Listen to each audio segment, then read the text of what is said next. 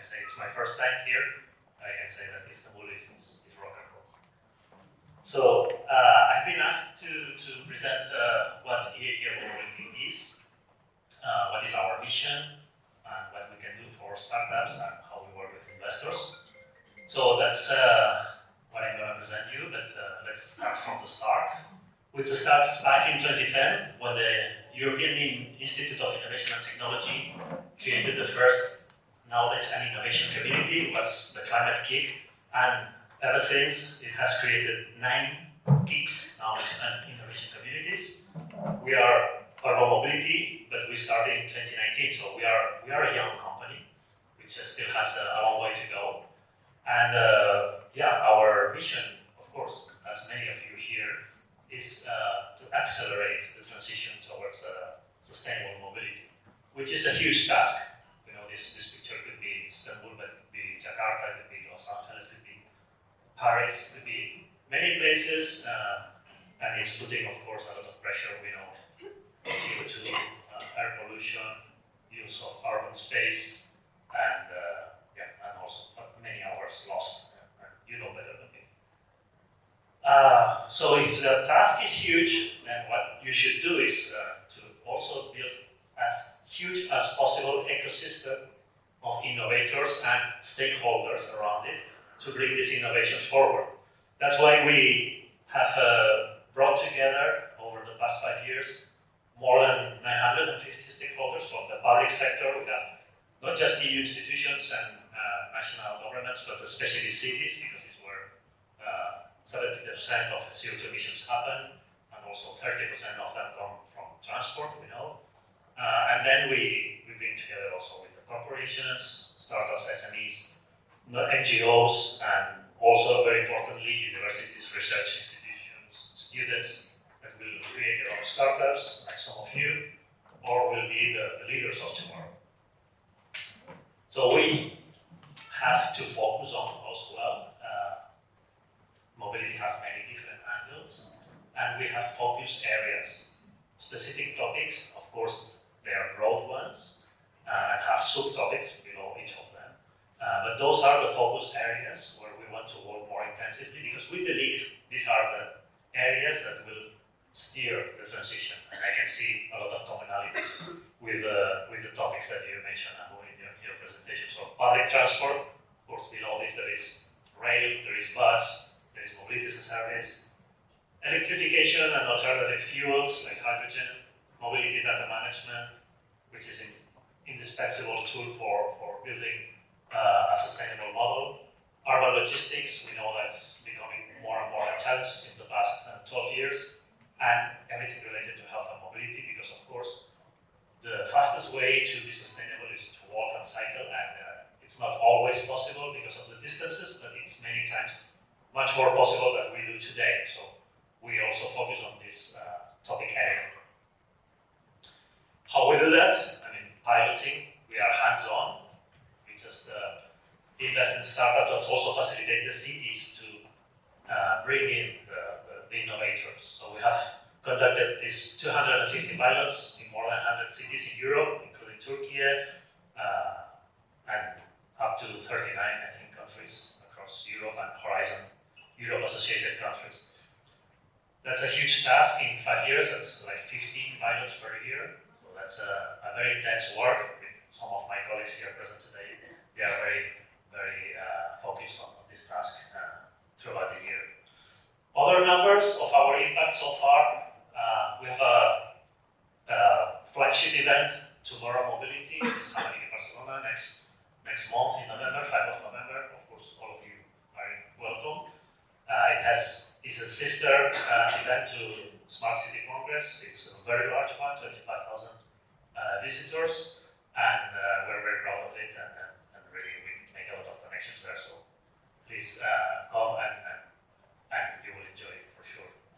We have also an intense task on bringing talents to business, which means upskilling and reskilling workforce, building the leaders of tomorrow.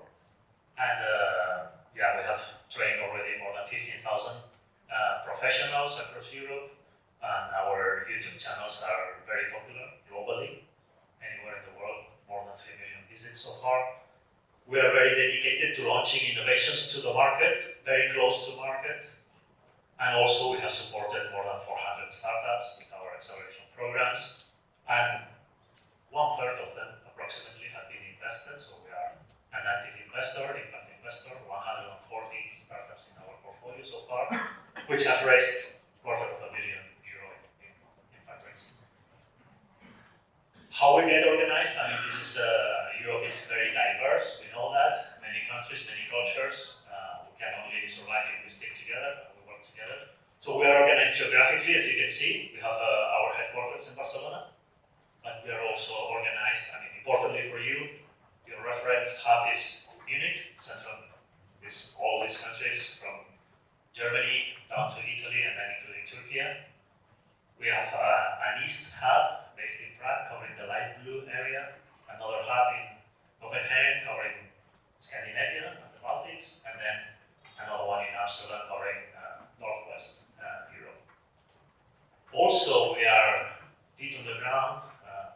Being in the place is very important. Talking the national language is very important. We know that. That's why we have third-party entities like Fab Labs and Sabancı University in Turkey, but many others in especially the widening area of Europe, so the countries that came later into the EU, and for sure, these entities are helping us a lot to have deeper roots on the ground and to connect these national ecosystems to the pan-European ecosystem that we are building.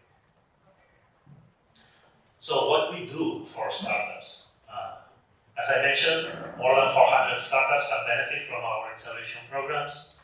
We have been active with more than 13 million euros invested in those companies, seed capital investments. They have raised so far €250 million, and importantly, I think I hope connecting with your statement about women entrepreneurship. Women in the transport sector represent 20% of the workforce. It's quite low compared to other industries, but even lower if we look at women entrepreneurs. So if you look at the startups led by women, it's around 12%. So we put a lot of focus on this aspect. And we are very proud that actually we tripled the average of the transport sector, of the transport ventures created. 35% of our startups are led by women. And it's been proven that women-led startups have better financial performance than men-led startups for some reason. And yeah, that's why we not only want to change the paradigm and bring some more equality to the transport sector, but also it has a return. It's a smart decision. And then, of course, we work across Europe, and you will see that working in so many countries is a challenge. It can represent that you are less active in each of the countries, and you will see why when I talk about Turkey. So those are our programs. We work in many different stages. So we create startups through our Venture Builder program, but we also work in market readiness, so product market fit approach. Then we support them when they have to fundraise, and then with the best one, we support them with scaling activities. This is a glimpse of some of the co-investors that we have worked with our startups.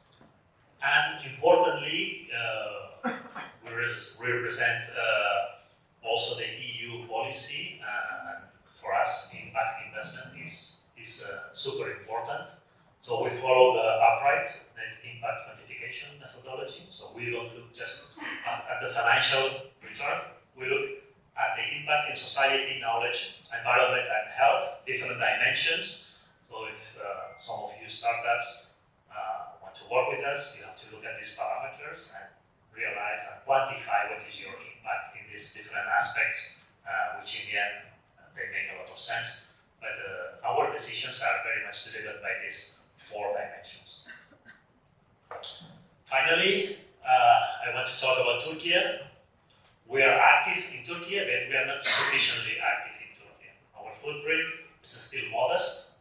Among the 400-something startups that we accelerated, 23 of them are Turkish in our programs.